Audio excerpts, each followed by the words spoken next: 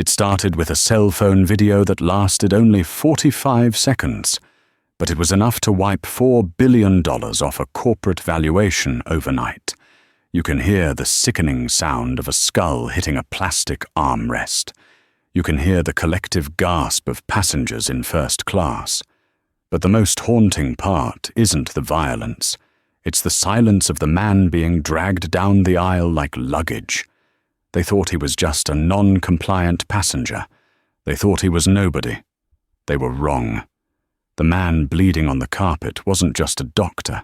He was the one man who held the airline's future in his trembling hands.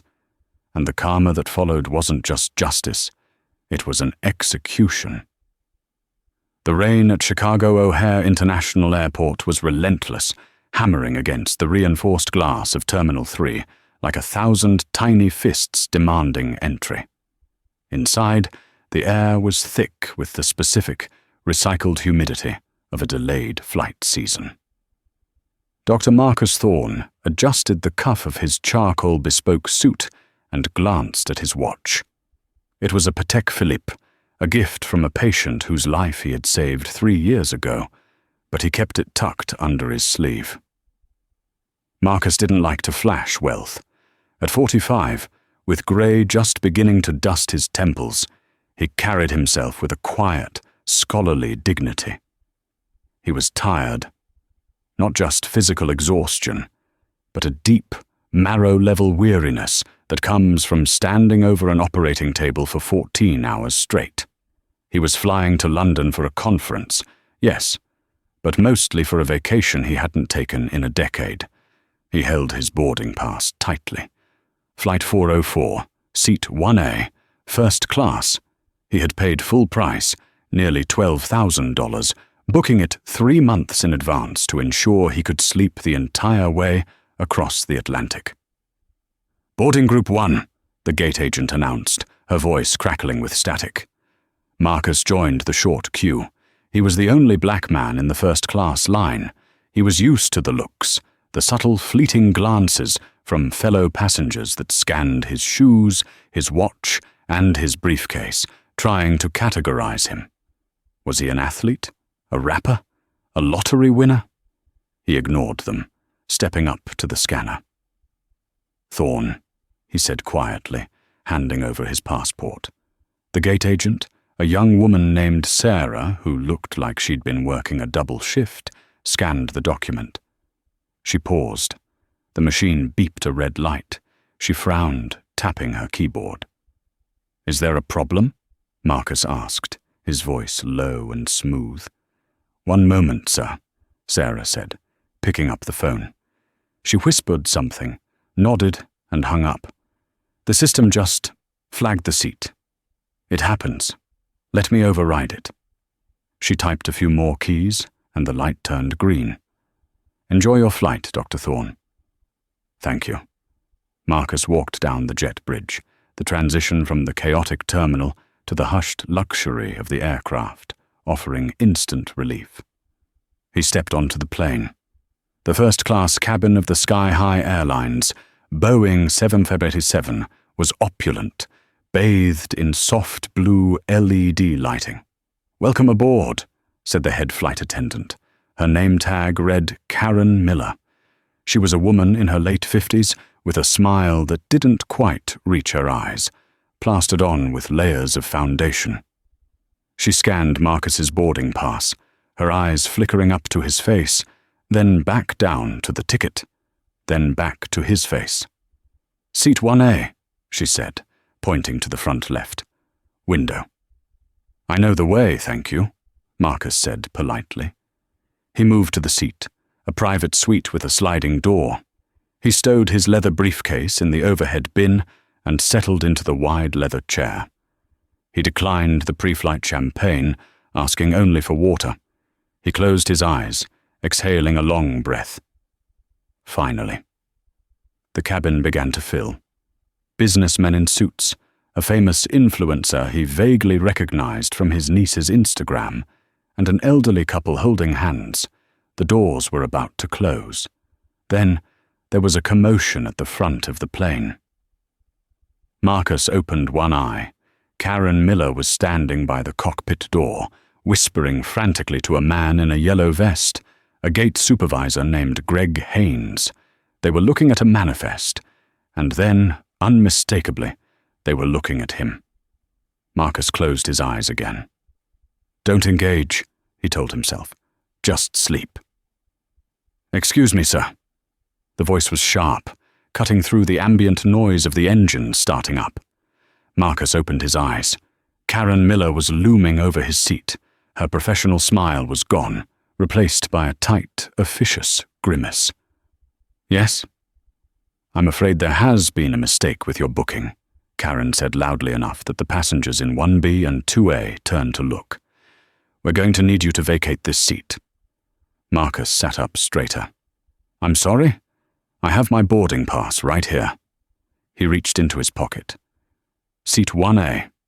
I booked this months ago." "I understand that," Karen said, her tone condescending, like she was speaking to a slow child. "But we have a VIP status conflict. This seat is needed for a priority partner member who was transferred from another flight. It's airline policy." "That sounds like an airline problem, not a passenger problem," Marcus said, his voice steady. "I paid for this seat. I'm already seated. The plane is about to taxi." "Sir," Greg Haynes, the supervisor, stepped in. He was a large man, sweating profusely. "We have a seat available for you in Economy Plus, row 24. We will issue you a voucher for the difference in price." "I don't want a voucher," Marcus said, "and I don't want to sit in row 24. I have a fused disc in my lower back. I specifically booked a lie-flat seat for medical reasons." This was a half-truth. His back was fine. But as a neurosurgeon, he knew the terminology stopped arguments. Usually. "Look, buddy," Greg said, leaning in closer, invading Marcus's personal space. "We have a United States Senator's aide coming on board.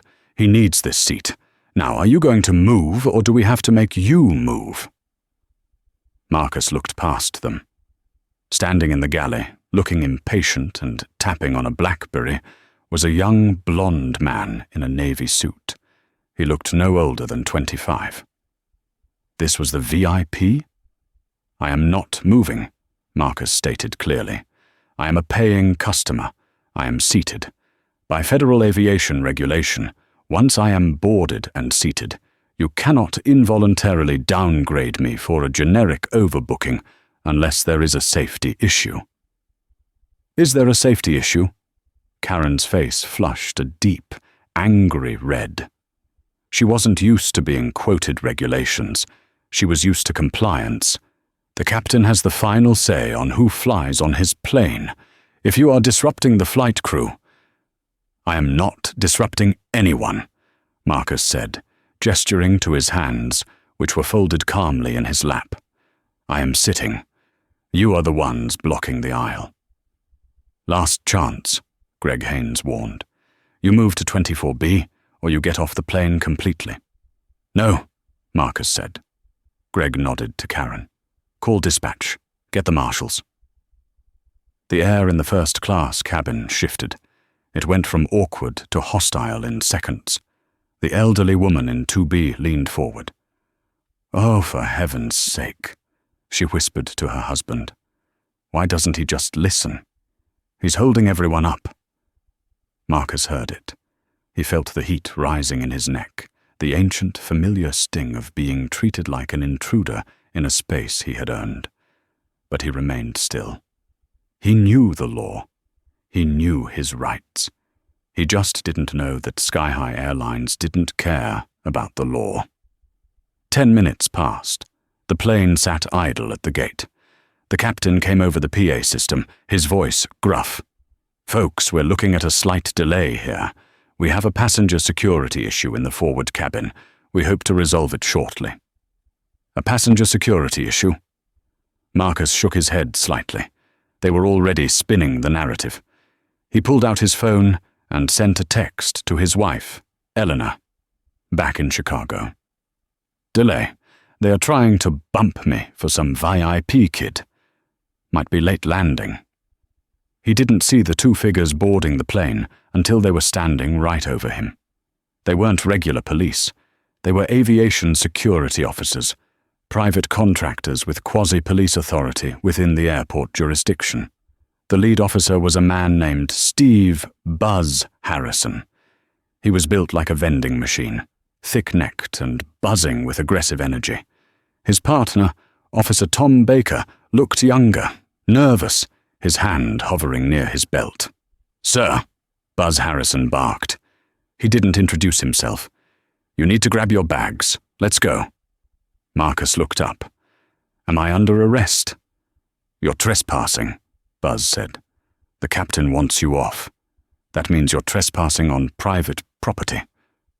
"I have a contract of carriage," Marcus replied, his surgeon's hands steady as he unlocked his phone. "I haven't violated any conduct rules.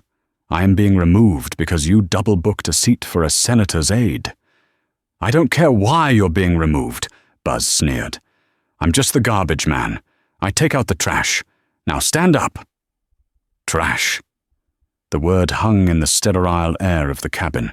A young man in seat 3A, a tech entrepreneur named Jason Cole, pulled out his iPhone. He sensed something was wrong. He hit record.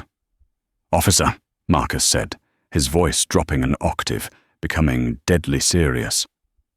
"I am Dr. Marcus Thorne. I am the chief of neurosurgery at St. Jude's. I have patients waiting for me in London. If you touch me, if you lay a hand on me without cause, you are going to unleash a legal storm that will end your career. I am asking you, politely, check the manifest. Check who I am." "I don't care if you're the Pope," Buzz said. He lunged forward. It happened fast, but to Marcus, it felt like slow motion. Buzz grabbed Marcus's left wrist and twisted. It was a compliance hold, painful and unnecessary. "Hey!" Jason Cole yelled from seat 3A. "He didn't do anything. He's just sitting there." "Back off!" Officer Baker yelled at the passengers, pointing a finger. "Everyone stay in your seats. Phones down." But the phones didn't go down. More went up. Buzz yanked Marcus. Marcus instinctively braced his legs against the floor. He wasn't resisting arrest. He was resisting pain. "You are hurting my arm," Marcus shouted. "Stop resisting!" Buzz screamed, escalating the violence. He wrapped a thick forearm around Marcus's neck. "Get him out of there!" Karen Miller shouted from the galley, her voice shrill. "Just get him off!" Buzz Harrison put his weight into it. He yanked Marcus out of the leather seat. Marcus's foot caught on the metal leg of the chair. There was a rip of fabric. Marcus was thrown into the narrow aisle. His glasses flew off, skittering across the floor and cracking under Officer Baker's boot. "Walk!" Buzz roared, shoving Marcus forward. Marcus stumbled. He was disoriented. He tried to regain his balance, but Buzz didn't give him the chance. He shoved Marcus again. Marcus fell hard, his face colliding with the plastic armrest of seat 2C across the aisle. Crack! The sound was sickeningly loud. Blood instantly gushed from a gash above Marcus's eyebrow, blinding him in one eye. He gasped, bringing a hand to his face. His hand came away red. "Oh my God!" a woman screamed. "You're killing him!"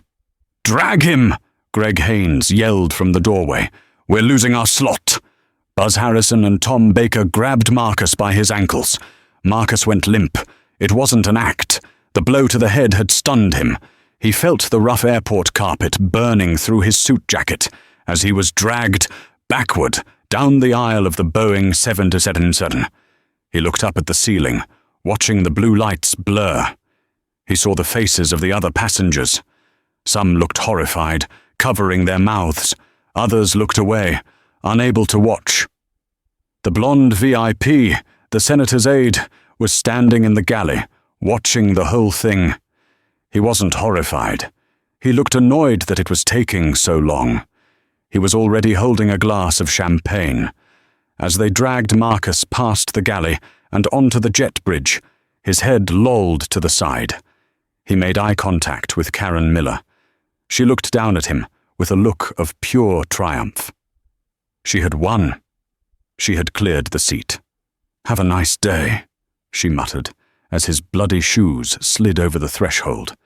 They dragged him up the jet bridge, leaving a smear of blood on the metal floor, and dumped him in the waiting area of the terminal like a sack of unwanted mail. "Stay down," Buzz Harrison panted, wiping sweat from his forehead. "Police are on their way to book you for assault on an officer." Marcus lay on the cold linoleum of Terminal 3. His vision was swimming. His head throbbed with a rhythm that matched his heartbeat. He touched his forehead again. The bleeding was profuse. Scalp wounds always were. He closed his eyes. He didn't fight them. He didn't scream. He just lay there, listening to the heavy door of the plane slam shut. The jet bridge retracted. Flight 404 was leaving. Marcus Thorne, lying in his own blood, let out a slow, shaky breath. They had taken his dignity. They had taken his seat.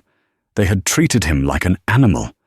But as he heard the distant sirens of the Chicago PD approaching, a cold, hard clarity washed over him. He wasn't just a doctor. He wasn't just a passenger. He reached into his pocket. His phone was cracked, but it still worked. He didn't call his lawyer. Not yet. He called Richard Sterling. Most people knew Richard Sterling as the ruthlessly efficient CEO of Sterling Capital, one of the largest private equity firms on Wall Street. Marcus knew him as Rick, the man whose brain tumor Marcus had successfully removed 6 years ago, when every other surgeon in the country said it was inoperable. Rick owed Marcus his life, and Rick Sterling happened to be the majority shareholder of the holding company that owned Sky High Airlines. "Marcus?" Rick's voice came through the phone, clear and confused. "I thought you were in the air. Everything okay?" Marcus spat a mouthful of blood onto the floor. "Rick," Marcus whispered, his voice raspy. "I need you to watch the news in about 1 hour. "Why? What happened?" "I'm going to destroy your airline, Rick, and I wanted you to sell your stock before I do." The video hit Twitter at 7:14 p.m. CST. Jason Cole, the tech entrepreneur in seat 3A, didn't add any commentary. He didn't use hashtags. He simply uploaded the raw 45-second file with the caption, "Sky High Airlines just beat a passenger unconscious for refusing to give up his paid seat." For the first 12 minutes, nothing happened. The internet was vast and noisy, and a single video often drowns in the tide. But at 7:30 p.m., a prominent civil rights activist with 3 million followers retweeted it. At 7:35 p.m., TMZ picked it up. By 7:45 p.m., the video had 1.2 million views. Inside the Sky High Airlines headquarters in Dallas, the mood was disturbingly calm. The crisis management team had gone home for the weekend. The Night Watch social media team consisted of 2 20-year-old interns who were currently debating what to order for dinner. When the notification alarm started ringing, a digital cacophony indicating a spike in mentions, one of the interns, a girl named Becca, opened the feed. Her face went pale. "Oh God," she whispered. "Call Robert." Robert Vance, the CEO of Sky High Airlines, was at a charity gala in Houston. He was 60 years old, tanned, silver-haired, and possessed the kind of confidence that comes from never having heard the word no in a meaningful way. When his phone buzzed, he ignored it. When it buzzed a second time, he frowned. When his VP of Public Relations, Cynthia Sharp, called him, he stepped out onto the balcony. "This better be good, Cynthia. I'm about to shake hands with the governor." "Don't," Cynthia said, her voice trembling. "Don't shake anyone's hand. Get to a car, now. We have a situation." "Did a plane go down?" Vance asked, his stomach tightening. That was the only thing that terrified airline CEOs. "No, worse. We dragged a passenger. It's on video. It's bad, Robert. There's blood." "Did he attack the crew?" Vance asked instinctively. "The crew says he was belligerent," Cynthia said. They say he refused a lawful order. Then spin it, Vance snapped, loosening his tie. Put out the standard 404 statement. Passenger was non-compliant. Law enforcement was engaged to ensure safety of flight. You know the drill. Don't apologize. It implies liability. That was the fatal mistake. At 8:15 p.m., Sky High Airlines tweeted, "Flight 404 was overbooked. After one passenger refused to volunteer to leave, law enforcement was asked to assist. We apologize for the overbook situation." They didn't apologize for the beating. They called him a volunteer. The internet exploded. By 9 p.m., the identity of the passenger was no longer a mystery. A nurse at Northwestern Memorial Hospital, where Marcus had been taken by police, technically under arrest, though he was currently undergoing a CT scan, saw the news in the break room. She recognized the man on the gurney. "That's Dr. Thorne," she posted on Facebook. "He's not a criminal. He's the guy who saved my mum's life last year." The internet sleuths went to work. Within an hour, Dr. Marcus Thorne's entire life was laid bare. But not in the way the airline hoped. They didn't find a criminal record. They didn't find scandals. They found his CV. Magna cum laude from Harvard Medical, chief of neurosurgery, board member of Doctors Without Borders, father of 3. And then they found the VIP. The senator's aide, the blonde man in the navy suit, had made a mistake. He had posted a selfie from seat 1A with a glass of champagne, time-stamped 20 minutes after Marcus was dragged off. Caption, "Finally on the way. Upgrade life." Blessed. His name was Chadwick Everson. The juxtaposition of Marcus's bloody face being dragged down the aisle and Chadwick's champagne selfie was the fuel that turned a spark into an inferno. It wasn't just a news story anymore. It was a class war. It was a race war. It was everything wrong with corporate America compressed into 45 seconds of shaky iPhone footage. In the hospital, Marcus sat on the edge of the bed. The police officer, a decent man named Officer Miller, no relation to the flight attendant, had watched the video on his own phone. He quietly uncuffed Marcus's wrist from the bedrail. "I'm not charging you, Doc," Miller said, looking disgusted.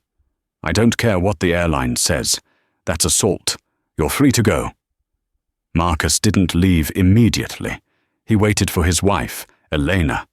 When she arrived, tearful and terrified, he held her for a long moment. His face was swollen, his left eye stitched shut, his suit ruined. "They said you attacked them," Elena sobbed. "I know what they said," Marcus whispered. He looked at his phone. He had 400 missed calls, reporters, lawyers, friends. He ignored them all and dialed Rick Sterling. "Did you see it?" Marcus asked. "The whole world saw it, Marcus," Rick said. His voice was cold, devoid of emotion. That was Rick's war mode. "I'm looking at the pre-market futures. Sky High is already down 4% in after-hours trading. But that's just the beginning." "I want to hurt them, Rick," Marcus said. "I don't want a settlement. They're going to offer me $1 million to sign an NDA by morning. I want to refuse it." "Good," Rick said, "because I just got off the phone with the board. Vance is trying to save his skin. He's blaming the security contractor. He's blaming the police. He's not taking responsibility. He thinks this will blow over in 48 hours. Will it?" "Not with what I'm about to do," Rick promised. "You focus on getting your medical report. Document everything. Every headache. Every dizziness. I need that fused disc record. I need the concussion protocol. By tomorrow morning, you aren't just a victim. You're the most expensive liability in aviation history." Marcus hung up. He walked out of the hospital into a sea of flash bulbs. The paparazzi had found him. He didn't hide his face. He looked directly into the cameras, his stitched eye horrific under the harsh lights. He didn't say a word. He just let them take the picture. That image, the dignified, broken doctor in a torn suit, would be on the front page of the New York Times the next morning. Monday morning on Wall Street is usually a frantic, caffeinated affair. But at the trading desk of Sterling Capital, the atmosphere was funereal. Rick Sterling stood at the head of the long mahogany table. 20 analysts sat before him, laptops open. "Gentlemen," Rick said, checking his watch. It was 9:29 a.m., 1 minute to the opening bell. "You have your orders. At the bell, we dump everything." "Sir," a junior analyst raised his hand, his voice shaking. "We hold 12% of Sky High. If we dump that volume all at once, we'll crash the stock. We'll lose $30 million on the spread alone." "I didn't ask about the spread," Rick said calmly. "I said dump it, every share. And then, I want you to short it." The bell rang. The sale order hit the market like a tactical nuke. Sterling Capital sells 14 million shares of Sky High Airlines, SHAA.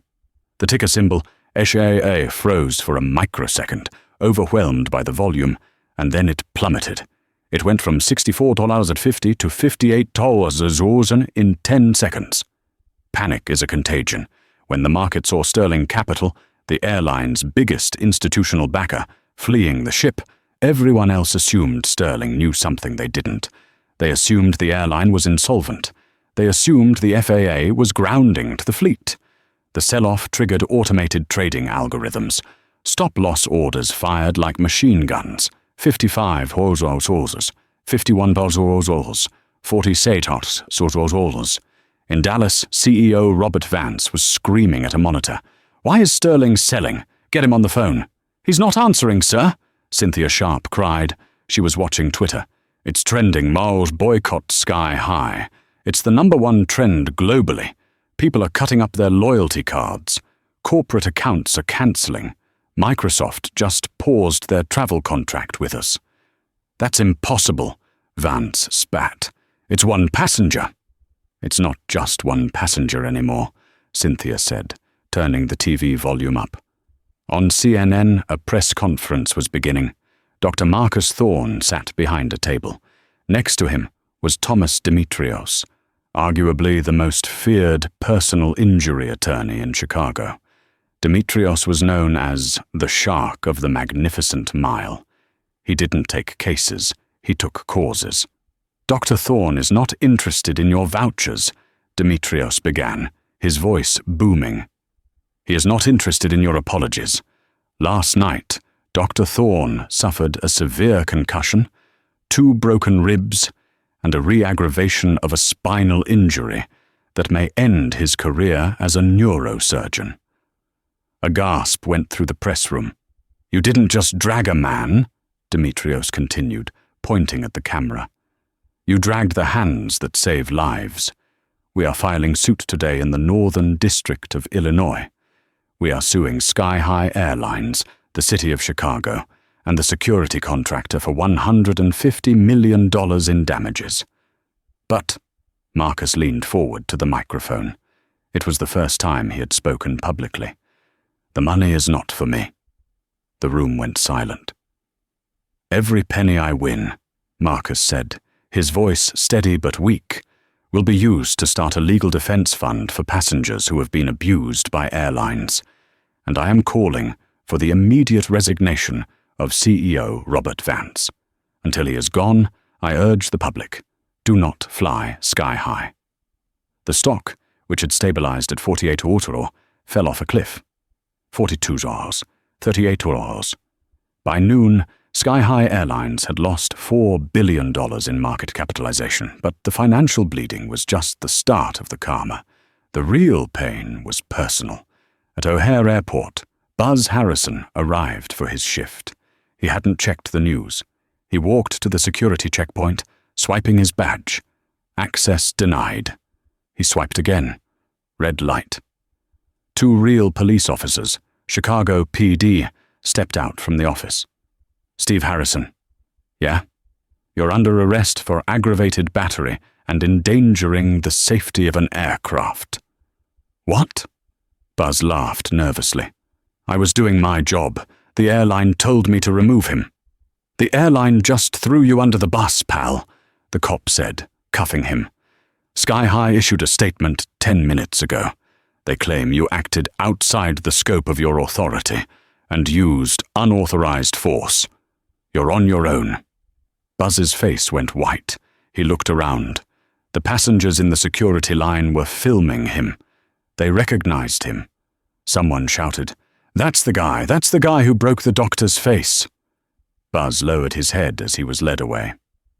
Meanwhile, in Washington, D.C., Chadwick Everson, the VIP, walked into his senator's office. He was smiling, ready to brag about his trip. The senator, a hardened politician named Senator Blake, was waiting. His desk was covered in printed tweets. "Sir," Chadwick asked. "You took a selfie?" Senator Blake asked quietly. "A man was bleeding on the floor, and you took a selfie with champagne." I didn't know who he was." "You're fired," Blake said. "Get out, and don't put me on your resume. If you do, I'll deny I ever met you." Chadwick stammered. "But my career. Your career is over, son. You're the face of entitlement. You're radioactive. Now get out before I call security to drag you out." The twists were piling up, but the biggest twist was yet to come. Back in Chicago, Marcus was resting in his hotel room. He couldn't go home. The press was camped on his lawn. His phone rang. It was an unknown number. "Dr. Thorne?" "Yes. This is Karen Miller, the flight attendant." Marcus paused. "I have nothing to say to you, Ms. Miller. Speak to my attorney." "Please." Her voice was cracked, hysterical. "You have to help me. They fired me. Sky High fired me. They said I didn't follow de-escalation protocol. They took my pension. I'm 58 years old, Dr. Thorne. I have nothing." Marcus held the phone. He remembered her face when she looked down at him on the jet bridge. "Have a nice day." "Ms. Miller," Marcus said softly. "You followed policy. You followed orders. And when it became convenient, the machine ate you, just like it tried to eat me." "Yes, exactly. Will you tell them that? Will you help me get my job back?" Marcus thought about it. He thought about the mercy his profession required. But then he touched the stitches on his forehead. "I can't help you get your job back," Marcus said, "but I can give you a piece of advice." "What?"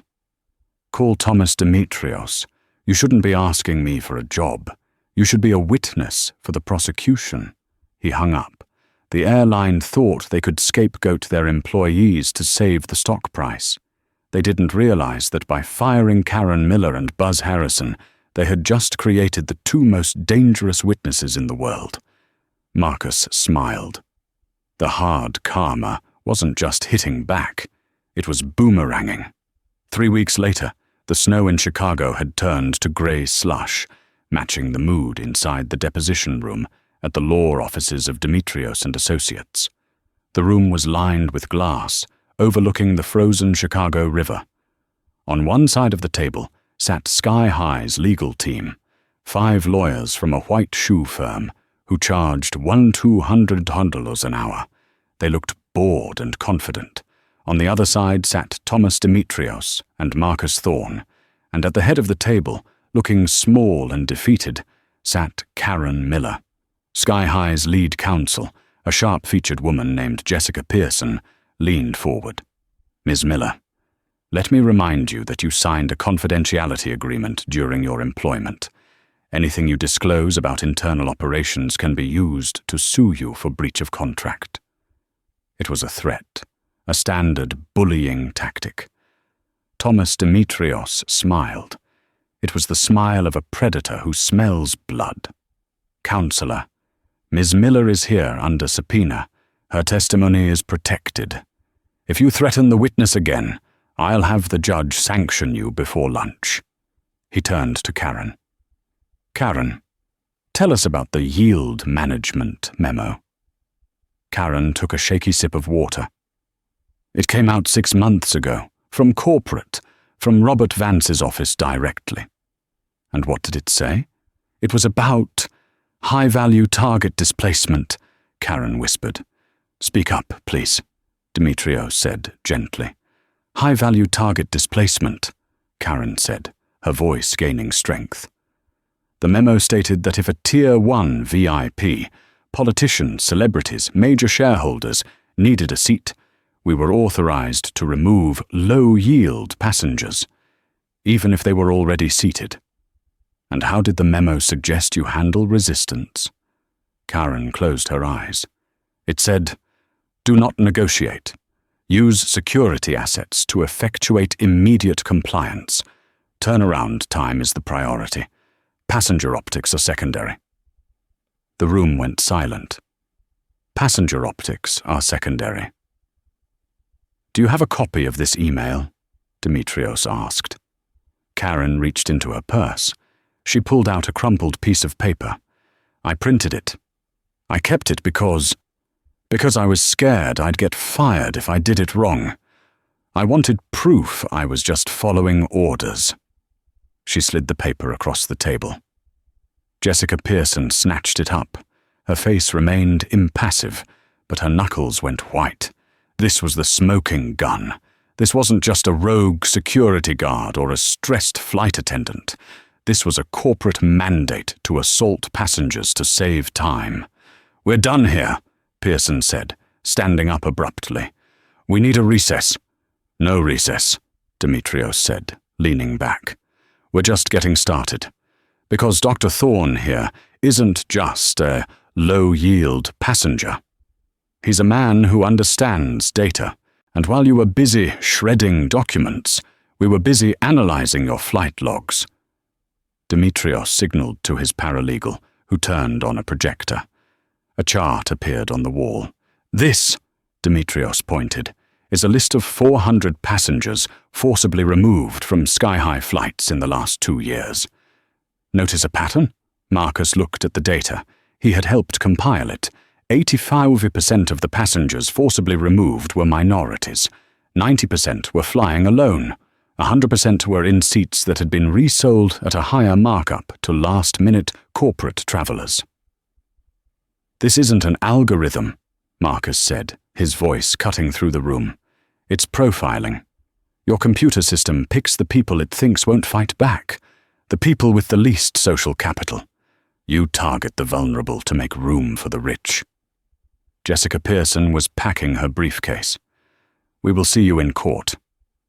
Actually, Dimitrios said, checking his phone, you might want to check the news before you go. At that exact moment, the leak went live. Rick Sterling hadn't just been shorting the stock, he had been working his contacts. A whistleblower in Sky High's IT department, angered by the company's scapegoating of the staff, had sent the entire yield management email server to the Wall Street Journal. The headline flashed across every phone in the room. Sky High papers revealed, optics are secondary. CEO ordered crews to get tough. The article contained the full text of the emails. It showed Robert Vance joking about cleaning out the trash to make room for a Saudi prince on a flight to Riyadh. It showed the VP of Operations calling economy passengers cattle. It was a PR nuclear bomb.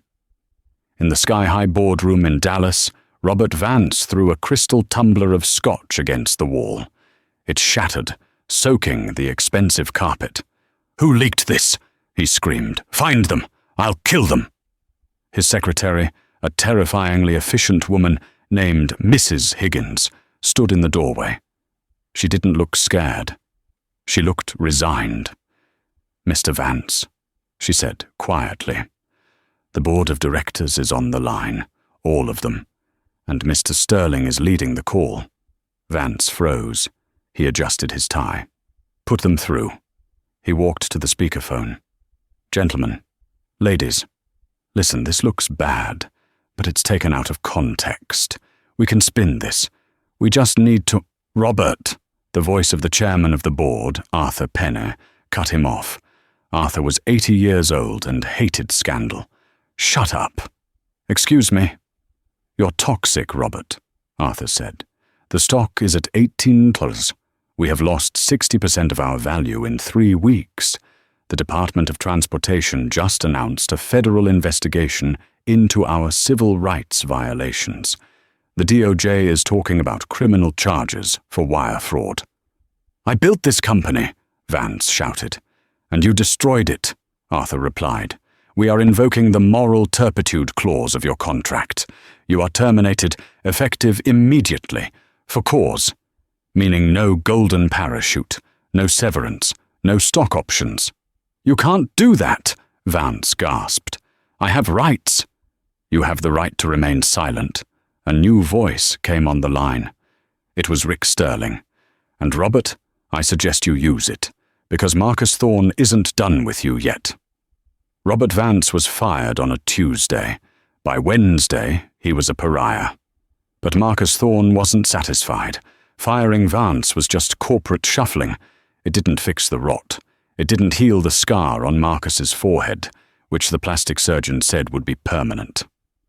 Marcus sat in his study, looking at the settlement offer Sky High's new interim CEO had sent over. $20 million. It was an astronomical sum. Most people would take it and disappear to a private island. "It's a good offer, Marcus," Elena said, rubbing his shoulders. "It secures the kids' futures. It secures the grandkids." "It's hush money," Marcus said, tossing the document on the desk. "Read paragraph 4. Plaintiff agrees to admit no wrongdoing by the airline and will cease all public disparagement. If I signed this, they win. They write the history. So what do you do?" "I trigger the nuclear option." He picked up the phone and called Rick Sterling. "Rick," Marcus said, "I'm not signing." "I figured you wouldn't," Rick chuckled. "So, are we ready for phase 2? Do we have the votes?" "I have 14%, Rick said. "You have the proxy votes from the Teachers' Union Pension Fund. They love you, by the way. And the Vanguard block just swung our way after the email leak. We have 51%, barely." "Do it," Marcus said. The nuclear option wasn't a lawsuit. It was a hostile board takeover. The annual shareholder meeting of Sky High Airlines was held 2 weeks later in a convention center in Dallas. Usually, these meetings were boring formalities. This one was a gladiator arena. Thousands of shareholders attended. Protesters lined the streets outside, chanting, "Justice for Thorne." Marcus walked onto the stage. He wasn't wearing a suit. He was wearing jeans and a black turtleneck. The bandage was off his head, revealing the jagged, angry red scar above his eye. The room went silent. He didn't use a teleprompter. He walked to the microphone. "My name is Marcus Thorne," he said. "I am a shareholder. I bought 1 share of this company the day after I was dragged off that plane." He held up a single stock certificate. "For decades, this company has prioritized profit over people. You treated passengers like cargo. You treated employees like enforcers. And you treated safety like a suggestion." He looked out at the sea of faces. "Robert Vance is gone. But the culture that created him is still here. The board members sitting behind me?" Marcus gestured to the row of nervous executives in suits. They signed off on the yield management memo. They approved the bonuses for cutting corners. They are just as guilty. The crowd murmured. "Today, we are not just voting on a new CEO," Marcus said. "We are voting on a complete liquidation of the current board of directors." He pointed to the screen behind him. A list of new names appeared. Rick Sterling, a former head of the FAA, a consumer rights advocate. And Karen Miller. A gasp went through the room. "Karen Miller was fired for following orders," Marcus said. "She knows where the bodies are buried. She knows how to fix the culture because she was a victim of it. We are nominating her as the new Employee Liaison Director with full voting power." "This is preposterous." Arthur Penny, the old chairman, stood up, his face purple. "You can't put a flight attendant on the board. She serves coffee." "She serves the public," Marcus shot back, "which is more than you've done in 20 years. "Vote!" someone screamed from the floor. "Vote! Vote! Vote!" The chant began. The electronic voting began. The giant screen tallied the proxy votes in real time. The bar graph climbed. 40%, 45%, 49%. It stalled at 49.8%. The room held its breath. The institutional investors were hesitating. They were scared of radical change. Then the final block came in. It was the BlackRock proxy, the largest asset manager in the world. They had remained silent until now. The graph jumped. 52.3%. Pandemonium. Arthur Penn slumped in his chair. The entire board had just been fired in a coup d'etat, led by a neurosurgeon and a hedge fund manager. Marcus looked at Rick Sterling in the front row. Rick gave him a subtle nod. Marcus leaned into the microphone one last time. "The motion carries. The board is dissolved. The new leadership takes over immediately. And our first order of business?" He looked directly at the camera, knowing the world was watching. "We are banning the practice of overbooking forever. If you buy a seat on Sky High, it is yours, no matter who wants it." The applause was deafening. It wasn't just a corporate victory. It was a revolution. But as Marcus walked off the stage, shaking hands, he felt a vibration in his pocket. A text message. It was from Robert Vance. "You think you won? Watch your back, Doctor. You took my life. I'm coming for yours." Marcus stared at the screen. The financial war was over. But the personal war was about to turn violent. The downfall of Robert Vance wasn't just professional, it was total. 2 weeks after the board coup, the Department of Justice officially unsealed the indictment. United States versus Robert Vance. The charges were heavy: wire fraud, conspiracy to commit assault, and insider trading. He had tried to dump his own stock options hours before the email leak. His assets were frozen. The penthouse in Dallas was seized. The Hamptons estate was liened.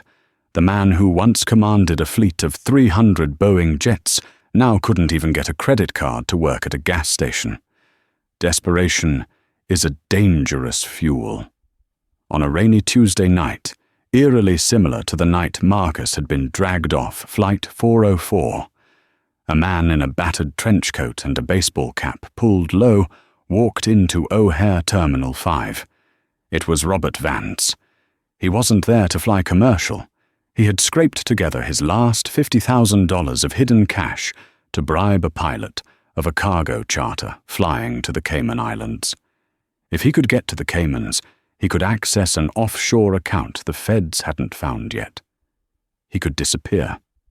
He moved through the terminal, his eyes darting nervously.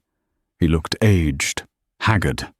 The silver hair was unkempt, the tan faded to a sickly grey.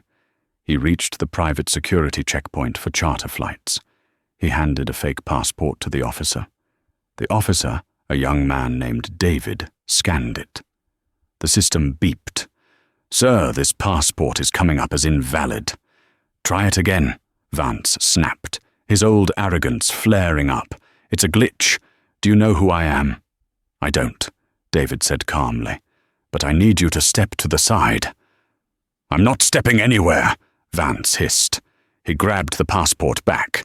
"I'm getting on that plane." He tried to push past the podium. "Security!" David yelled. Vance panicked. He turned and ran. He didn't run towards the exit. He ran deeper into the terminal, confused and disoriented. He burst through a set of double doors and found himself in the main concourse of Terminal 3.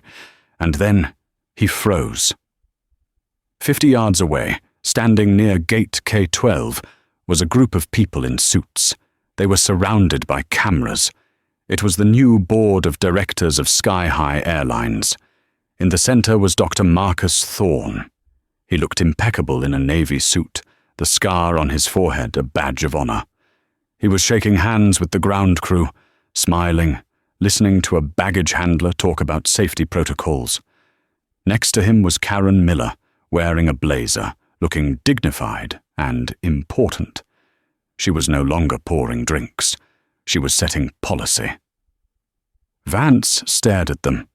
The sight of Marcus, the man who had taken his company, his money, and his legacy, snapped something inside Vance's brain. The reality of his situation vanished. All that was left was pure, distilled rage. "Thorne!" Vance screamed. The sound cut through the terminal noise. Heads turned. Vance pulled a heavy metal flashlight from his coat pocket, his only weapon, and charged. "You stole my life!" Marcus turned. He saw the man running at him. He saw the madness in Vance's eyes. "Security!" someone shouted, but the security team was steps away. Vance was fast. He closed the distance. 20 feet. 10 feet. Marcus didn't flinch. He didn't run. He stood his ground, watching the man who had ordered his beating. Vance raised the flashlight to strike, but he never made contact. A blur of motion came from the side. A passenger, a large man in a construction vest who had been listening to Marcus speak, tackled Vance. They hit the floor hard. "Get off me!" Vance shrieked, thrashing wildly. "I am the CEO. I own this airport." 2 airport police officers sprinted over. They didn't know who he was. They just saw a violent man attacking a civilian. They grabbed Vance's arms. He resisted. He kicked one of the officers in the shin. "Stop resisting," the officer yelled. Vance bit the officer's hand. That was it. The officers slammed Vance onto the linoleum. One pressed a knee into Vance's back. "Arrest him," Marcus said calmly, stepping forward. "That man is Robert Vance. He is a fugitive."